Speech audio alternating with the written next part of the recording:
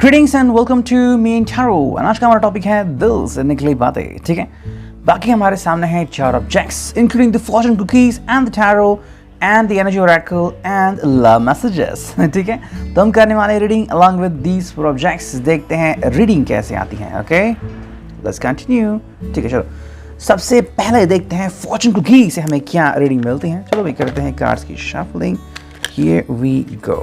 ठीक है, चलो भाई देखते हैं क्या रीडिंग आती है। And well let's choose one for them. ठीक है, बस उनके लिए एक कार्ड निकालते हैं। देखते हैं अब रीडिंग क्या आती है। I might do the camera angle like this. I guess this is pretty good. ठीक है, तो अब देखते हैं रीडिंग क्या आती है। And the reading is this one. Manifestations, wow, ये उनके लिए आ गया है। A bountiful time awaits you. Your wishes could manifest right before your eyes. मतलब इनकी जो भी ख्वाहिशें हैं या फिर जो भी इनकी विश हैं वो पूरी हो सकती हैं। That's gonna be a wonderful thing. मतलब कभी कभी हम सोचते हैं कि हम जो चाहते हैं, हम जो सोचते हैं, हम जो पाना चाहते हैं, असल में वो होगा कब? तो ये हो सकता है, लेकिन उसके लिए थोड़ा सा वेट करना पड़ता है। सिमिलरली यहाँ पे आज उनके लिए आ गया है मैनिफेस्टेशन। मतलब थोड़ी सी भी अगर ये कोशिश करते हैं, ओके, मतलब जैसे कि आउट ऑफ 10 अगर 1 और 2 टाइम्स अगर वो कोशिश करते हैं तो 8 टाइम्स उनको यूनिवर्स हेल्प करेगी। That's gonna be wonderful thing. तो जो भी इनकी ख्वाहिशें हैं रिगार्डिंग एनीथिंग, चाहे वो प्यार पाना हो, चाहे वो आपसे बात करना हो, चाहे करियर में सक्सेस पाना हो, वो सभी मुमकिन हो सकता है। ठीक है, let's now connect to the tarot. देखते हैं टैरो से हमें क्या रीडिंग मिलती है ना। ओके, ठीक है, देखते हैं क्या रीडिंग आती है। We go. ठीक है, tarot, the प्री-रैफलेट tarot. I just love this Oracle, this tarot deck. ठीक है, बहुत ही खूबसूरत ड्राइंग है। एंड ये जो स्टाइल है ये बहुत पुराना है, अभी का नहीं है। ठीक है, ये ड्राइंग जो इसने बनाई है। ठीक है, देखते हैं क्या रीडिंग आती है। 1 2 3 4 5 6 7। ठीक है, टोटल 7 कार्ड आ चुके हैं। देखते हैं अब रीडिंग क्या आती है फ्रॉम दीज 7 कार्ड्स। ठीक है, चलो भाई देखो, पहला जो कार्ड यहाँ पे हमें दिख रहा है, ओके, वो है 4 ऑफ वॉन्ड्स, राइट। तो 4 ऑफ वॉन्ड्स का ओके यहाँ पे मैं ऐसा रखता हूँ। ठीक है, देखो 4 ऑफ वॉन्ड्स की एनर्जी में यहाँ पे दिख रही है। ठीक है, and that is a wonderful thing. अब ये 4 ऑफ वॉन्ड्स क्या है? एंड ये तो है फायर साइन एरीज लियो सैज, लेकिन नंबर 4 है तो इस वाला मैरिज। ओके, देखो आई थिंक ये पर्सन कमिटमेंट के बहुत करीब है। ठीक है, आई थिंक ये दिल से चाहता है कमिटमेंट करना, कमिटमेंट देना। ठीक है, इसके ज़ुबान पर है, लेकिन जैसे हम कहते हैं ना कि भाई कभी कभी किसी इंसान के ऊपर बहुत सारा जिम्मेदारियों का बोझ रहता है। जैसे कि मान लो फैमिली है, फैमिली को पैसे देने हैं, या फिर कहीं ना कहीं उन्होंने इन्वेस्टमेंट की है जो अभी तक कंप्लीट नहीं हुई है। सो बिट वरीड। जैसे कि देखो कुछ लोग होते हैं जो प्यार में पड़ते हैं and without getting settled. Okay, उनको पता है ना तो उन्होंने अपने नाम पे घर लिया है, ना तो रेंट पे रहते हैं, फैमिली के साथ रहते हैं। इतने पैसे नहीं कि अचानक कोई इमरजेंसी आ जाए तो वो सब मैनेज कर, शादी कर लेते हैं। ठीक है, देखो प्यार तो प्यार होता है, और अगर दोनों ने प्यार निभाया तो चाहे आपके पास पैसा हो ना हो, कम हो ज़्यादा हो, आप साथ निभाओगे। लेकिन प्रैक्टिकली अगर बात करें तो प्रॉब्लम तो होंगे ही। ठीक है, तो यहाँ पे जो बात आती है, आई थिंक ये पर्सन कमिटमेंट देने के बहुत करीब है, लेकिन अगर वह कहीं पे उलझा हुआ है, जैसे कि मान लो कहीं पे उन्होंने फाइनेंशियल अगर कंस्ट्रेंट्स हैं, कोई रीजंस है फाइनेंशियली थोड़ा सा अगर बैलेंस नहीं है, तो थोड़ा सा वरी कर रहे हैं।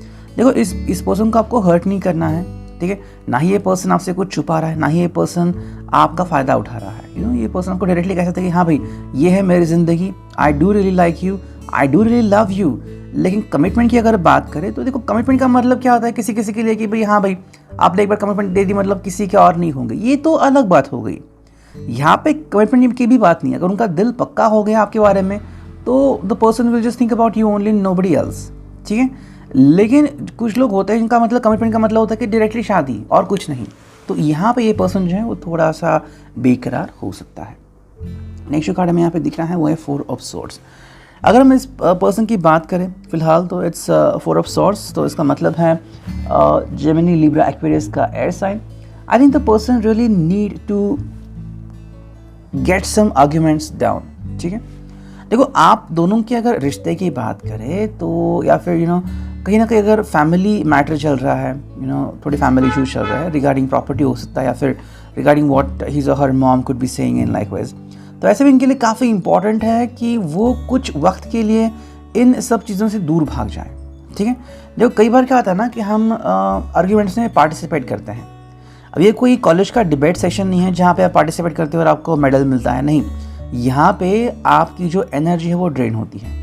अब आपको जॉब भी करना है, आपको रिलेशनशिप के बारे में भी सोचना है और आपको डिबेट भी करना है, ये सारी चीज़ें एक साथ नहीं हो सकती। And that is the main reason what I am telling you कि भाई इस पर्सन को अपनी ज़िंदगी में कुछ चेंजेस करने की बहुत एंड सख्त ज़रूरत है। अगर ये पर्सन सही तरीके से इन चीज़ों से डील नहीं करता तो उसे काफ़ी सारी मुसीबतों से गुजरना पड़ सकता है। सिमिलरली अगर आपको लग रहा है कि you are pressurising this person at any cost, तो ये एट एनी कॉस्ट कुछ भी हो सकता है। ये उनके हेल्थ पे अफेक्ट कर सकता है, उनकी जो थिंकिंग है उसको अफेक्ट कर सकता है, चैलेंज आ सकता है और उनका परफॉर्मेंस जो है ऑफिस में वो भी डाउन हो सकता है। So do not try to what you say pressurise this person, ठीक है। नेक्स्ट जो कार्ड हमें यहाँ पे दिख रहा है, ओके, ये है 9 ऑफ पेंटिकल्स। ठीक है, 9 ऑफ पेंटिकल्स का मतलब है कि अगर आप इस पर्सन को उनकी स्पेस देते हो, ठीक है, if you give this person his और her own space, then you will find numerous changes in this persons life, ठीक है। इस पर्सन की ज़िंदगी में काफ़ी सारे बदलाव हो सकते हैं, फिर आपको काफ़ी खुशी होगी that finally the person is going through changes. मतलब 9 ऑफ पेंटिकल्स का कार्ड होता है जहाँ पे फाइनेंशियल रिस्ट्रेंट से आपको छुट्टी मिल जाती है, एंड मोस्ट इंपॉर्टेंटली अपने पर्सन के ऊपर या फिर जैसे आप अपना लाइफ पार्टनर कह सकते हो उसके ऊपर भरोसा आता है कि हाँ भाई मैं जिस भी सिचुएशन में हूँ मेरा पर्सन मेरा साथ ज़रूर निभाएगा, ठीक है। देखो एक होती है थिंकिंग और एक होती है सोच, ओके। तो यहाँ पे जो हमें बात अंडरस्टैंड करनी है वो ये है कि भाई this person is really trying to be with you, तो ये काफ़ी सही बात है, लेकिन उसके लिए भरोसा जीतना ये काफ़ी इंपॉर्टेंट होता है। अगर आप इनका भरोसा जीत पाए तो क्या कहना, that's gonna be wonderful thing, ठीक है। ये है taurus, Virgo, Capricorn, root sine. Then we got the लियो यानी कि स्ट्रेंथ। देखो एक बार अगर आप इनका भरोसा जीत ले, okay, then the person will be like yes I am with you. तो आपको बस इनको ये एहसास दिलाना है कि ठीक है भाई आपको समय लेना है या फिर आपको लग रहा है कि थोड़े से मुश्किल हालात है, don't worry I am with you, okay. अब देखो ये मैं जो भी कह रहा हूँ बातें ये इमोशनल कह रहा हूँ। कुछ लोग क्या करते हैं फिजिकली इन्वॉल्व होते हैं, उनके हिसाब से फिजिकली इन्वॉल्व होना मतलब शादी से भी नेक्स्ट वाली स्टेज है। एंड ऐसे में अगर कोई उनको डिच करता है या कोई कहता है कि भाई मैं आगे नहीं बढ़ सकता, तो यहाँ पे उनको प्रॉब्लम आती है। देखो ये आपकी दोनों की म्यूचुअल अंडरस्टैंडिंग है। अब आप दोनों कहाँ तक कंफर्टेबल हो इट डिपेंड्स ऑन यू। जैसे कि दान धर्म करना है तो कोई लोग हज़ारों करोड़ों रुपए दान करते हैं और कोई लोग सिर्फ 5 रुपये भी दान करने से पहले सोचते कि यार 5 रुपये को दान करो, 1 रुपये दान करता हूँ, जैसे इमेजिन। तो इसी तरीके से जो लेवल है आपकी कंफर्ट की वो आप सोचिए, okay. And it depends on your understanding. सिर्फ कोई अच्छा लगने लगा है इसका मतलब ये नहीं कि यू गेन द ट्रस्ट। जैसे कि कई सारे प्रोडक्ट्स हमें ऑनलाइन मिलते हैं और हम खरीदते भी हैं, and then we come to know oh some products are damaged और उसके बारे में कुछ नहीं कर सकते। तो इसका मतलब ये नहीं कि you like the product means you got the trust on the product, no, ये दोनों अलग बातें हैं। तो इन दोनों को मिक्स अप ना करो, ठीक है। Then we got the next card जो कि है king of sword. King of swords की एनर्जी यहाँ पे आ चुकी है। This person is ready to fight, this person is ready to tell you everything जो भी उनके दिल में हो सकता है, ठीक है। अब देखो हालात से मजबूर होकर कई बार हमें डिसीजंस लेने पड़ते हैं जो सही हो सकते हैं, नहीं हो सकते हैं, that depends on our thinking, है ना। जैसे कि मान लो ये एक्चुअली में क्या फील कर रहे हैं, फिर फैमिली इश्यूज़ क्या है, मे बी ये फैमिली के साथ रहते हैं, थोड़ी सी दिक्कतें हैं, फैमिली को प्रॉब्लम्स है, किसी की हॉस्पिटलाइजेशन चालू है, मतलब अगर किसी को दिल की बीमारी है या फिर किसी का इलाज चल रहा है तो हज़ारों रुपए खर्च होते हैं। तो ऐसे में अगर आपको लग रहा है कि हाँ भाई चलो नया घर बनाते हैं, कहाँ से बनाएगा भाई, ये पर्सन पहले ही अपनी फैमिली को पैसे दे रहा है। अगर आप कह रहे हो कि भाई जस्ट फॉरगेट योर फैमिली, तो ये तो यूँ हो गया ना कि forget me and move on and be with somebody else and do the flirt, तो ये तो सही बात नहीं हुई, है ना। नेक्स्ट कार्ड हमें यहाँ पे दिख रहा है वो है पेज ऑफ पेंटिकल्स। तो यहाँ पे देखो आपको भी इनको सपोर्ट करने की ज़रूरत है। I am not saying that start to perform financially good with this person, आपको बस इस पर्सन को सपोर्ट करना है that okay if you think like this I am supporting you, ठीक है, आपका जो डिसीजन है मैं उसको सपोर्ट करती हूँ, and that's gonna be wonderful thing. And जो फिनाले कार्ड है वो है एस ऑफ सोर्स। देखो इस पर्सन को बस किसी के ऊपर ट्रस्ट रखना था, एंड अगर आप इनके ट्रस्ट के लायक हैं तो ये अच्छा हो सकता है। कहीं ना कहीं मुझे लग रहा है कि इस रिश्ते की अगर हम बात करें तो यहाँ पे बार बार वही चीज़, देखो मैं कितनी बार आज ट्रस्ट का नाम ले रहा हूँ, आई फील दैट कि कोई ट्रस्ट का इशू आ रहा है, कोई बॉन्डिंग का इशू आ रहा है। मे बी अगर आपने जस्ट बात की है 1-2 दिन से या 1-2 हफ्तों से, and if you stuck because of this one word that is trust issue, loyalty, तो ये देखो कहीं ना कहीं पे आपको इन बातों के ऊपर गौर करना होगा। If you do trust this person तो डू ट्रस्ट दिस पर्सन। मैंने क्या कहा, ट्रस्ट करना ये आपकी दिल की हालत है, लेकिन इंटेंसिव कुछ करना है, फिर जैसे कहते हैं इंटेंसली फील करना, ये भी दिल की बात है, लेकिन फिजिकली इन्वॉल्व होना ये दिल की बात नहीं है, ये आपका फिजिकल है, ठीक है। तो चीज़ों को साइड में रखो, ओके। तो अगर आप ऐसे करते हो तो ही आप सही बन सकते हो। जैसे कि मान लो आपको एग्ज़ाम के लिए जाना है और आपको लगा कि भाई कोई कैट है या कोई डॉग है जो बीमार है, उसको सख्त ज़रूरत है, तो एक तरफ आपका एजुकेशन, एक तरफ कैट है जिसको हॉस्पिटलाइज करना ज़रूरी है। अगर आप कैट को हॉस्पिटलाइज करते हो, ये आपका दिल हुआ, है ना। तो आई एम सेइंग कि अगर आपको दिल से जो भी सोचना जो सोच सकते हैं, ठीक है, लेकिन वो चीज़ को एक्चुअली में करना वो अलग बात है।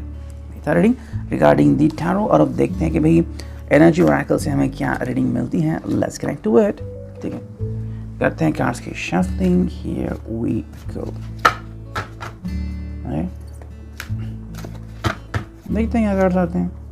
1 2 3, आज ज़्यादा नहीं कार्ड चुनूंगा मैं, बस 2-4 ही कार्ड्स हो सके। ओके, देखते हैं क्या रीडिंग आती है। ऑलरेडी 12 मिनट हो चुके हैं, है ना, टॉपिक वरना बहुत ज़्यादा हो जाएगा। देखो पहला जो कार्ड यहाँ पे वो है डोर टू वैल्यू। जैसे मैंने कहा कि फाइनेंशियल रिस्ट्रेंट्स हो सकते हैं, फाइनेंशियली शायद बहुत प्रॉब्लम्स आ रहे हैं इस पर्सन को, कैसे मैनेज करें फाइनेंसेस, कहीं पे देने हैं पैसे, हॉस्पिटल में देने हैं, या फिर बचत करनी है, ईएमआई पे कुछ चीज़ ली है, तो कई बार लगता है कि ईएमआई देने में क्या प्रॉब्लम है। अरे यार, लेकिन तुम बात करो, अगर 12,000 सैलरी है, फिर 20,000 सैलरी है, उसमें अगर आप 4,000 का ईएमआई दे रहे हो, एंड फिर आपके खर्चे भी होते हैं, मंथली रिचार्जेस होते हैं, आपको ग्रोसरी में जाना होता है, छोटे मोटे खर्चे निकलते हैं, अमेजॉन फ्लिपकार्ट से कुछ मंगाया, एंड लाइकवाइज। देखो प्रॉब्लम तब नहीं आती जब आप कहते हैं कि मैंने 60 रुपये की कोई चीज़ खरीदी, जब सिर्फ जेब में 500 रुपये हो या फिर 100 रुपये हो, तब अगर आपको कोई 60 रुपये की चीज़ खरीदनी है ना, तो पता चलता है कि इसका मतलब क्या है। तो just pay attention to it. नीचे कार्ड हुआ है 5th चक्र, आर्चएंजल गैब्रियल, एंड यहाँ पे बात आती है बात करने की, या फिर जहाँ पे बात आती है regarding your reflexes, regarding your throat चक्र। थ्रोट चक्र मतलब क्या है? आई थिंक ये पर्सन बात करने से डरता है या फिर बात नहीं करता और टाल देता है बात को। देखो कुछ लोग होते हैं जो ऑनेस्टी पसंद करते हैं, चाहे वो उन्हें कितना भी बुरी तरह से हर्ट क्यों ना करे। I want honesty. तो ये पर्सन जो आपसे कह नहीं रहा है बिकॉज शायद उसको डर है कि आप बुरा मान लो। फॉर एग्जाम्पल, कमिटमेंट देने को रेडी है, लेकिन इसका मतलब ये नहीं कि directly he will be with you and saying that I am gonna get married. अभी वो शायद नहीं कर सकता शादी।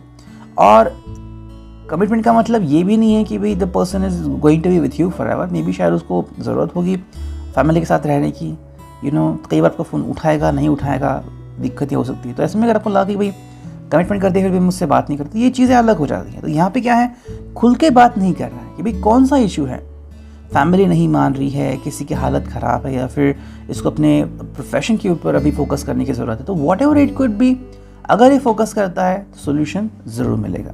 नेक्स्ट कार्ड हमें यहाँ पे दिख रहा है वो है 4th चक्र, आर्चएंजल रफेल। वाओ, 4 और 5वां चक्र अचानक से आ चुका है। 4th चक्र जो है वो है आर्चएंजल Rafale. I used to connect with this angel earlier. ये है रिगार्डिंग दी हार्ट चक्र। ठीक है, हार्ट चक्र है। एंड हार्ट चक्र की जब हम बात करते हैं तो क्या होता है ना, कि इट्स ऑल अबाउट आप दिल से क्या फील करते हो। ठीक है, देखो इनका दिल साफ होना बहुत ज़रूरी है।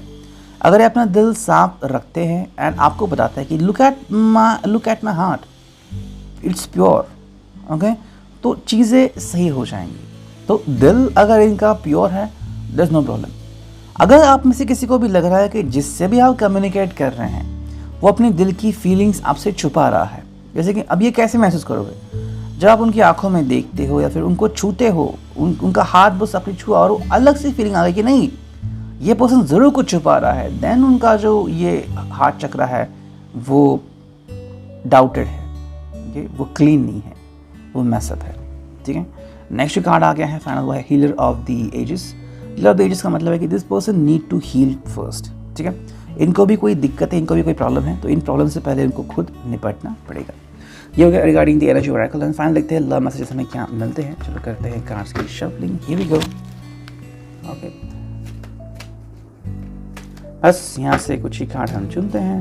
1, वाह 2 ही कार्ड आ गए। चलो फिर 2 ही कार्ड आ गए, 2 ही कार्ड, ठीक है 2-3 कार्ड आ गए। ठीक है, देखो पहला जो कार्ड है यहाँ पे, may the love you share today grow stronger as you grow old together, as you grow old. ठीक है, चलो भाई देखो प्यार जो है ये प्यार बढ़ते जाना चाहिए, ये सोच कहीं ना कहीं आप दोनों के लिए काफ़ी इंपॉर्टेंट है।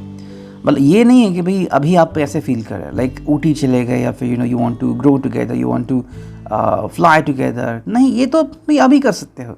लेकिन अगर सच्चा प्यार है तो आप 60-70 की उम्र तक भी वो प्यार रहना चाहिए ना, तभी मतलब ठीक है आपको प्रॉब्लम्स है, आपको नी इश्यूज़ है, आप ट्रैवल नहीं कर सकते, लेकिन घर में बैठ के भी प्यार तो होना चाहिए ना, पर ये नहीं कि भाई फाइटिंग शुरू हो गई ये वो नेक्स्ट कार्ड यहाँ पे आ चुका है, वो है you are perfect to me. ये बात यहाँ पे इनके आपके लिए काफ़ी इंपॉर्टेंट है। देखो आप दोनों में डिफरेंस ऑफ ओपिनियन हो सकते हैं, आप दोनों की फेशियल स्ट्रक्चर में डिफरेंट हो सकते हैं, लेकिन जब आप बात करते हो एक दूसरे के सपोर्ट की, then you could feel like you are perfect to me। And finale card जो यहाँ पे आ गया है वो है for every day I miss you, for every hour I need you, for every minute I feel you, for every second I want you, for ever I love you. Intimate moments यहाँ पे ज़्यादा मुझे लग रहे हैं। सो intimate moments is like the person want to be with you eight any cost. तो कहीं ना कहीं देखो शुरुआत जैसे होगी है miss, need, feel, want and love, intimacy तक ये रिश्ता जा सकता है। आपको बस ध्यान रखना है कि अगर आप इसमें कंफर्टेबल नहीं हो तो आपको इसमें से कौन से लेवल चुननी है आपको खुद देखना है। ठीक है, ये था reading. I hope it was it. Thank you.